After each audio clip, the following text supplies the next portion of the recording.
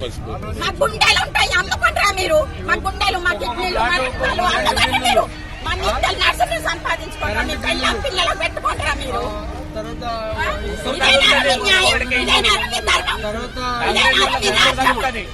కాంగ్రెస్ దొంగలు,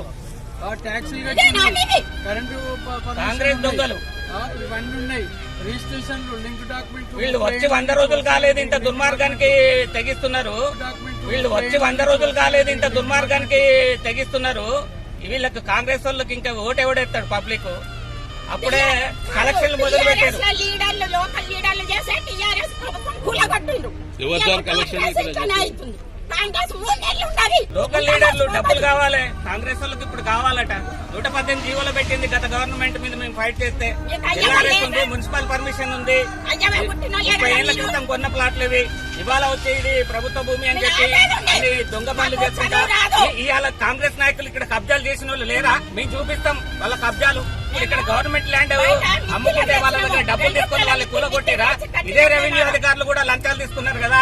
రైతులకు 5-5 లక్షలు తీసుకుని రిజిస్ట్రేషన్ చేస్తున్నారు మేడిపల్లి 62 సర్వే నెంబర్ల. ఎంక్వైరీ ఏమన్నాడు వీళ్ళట?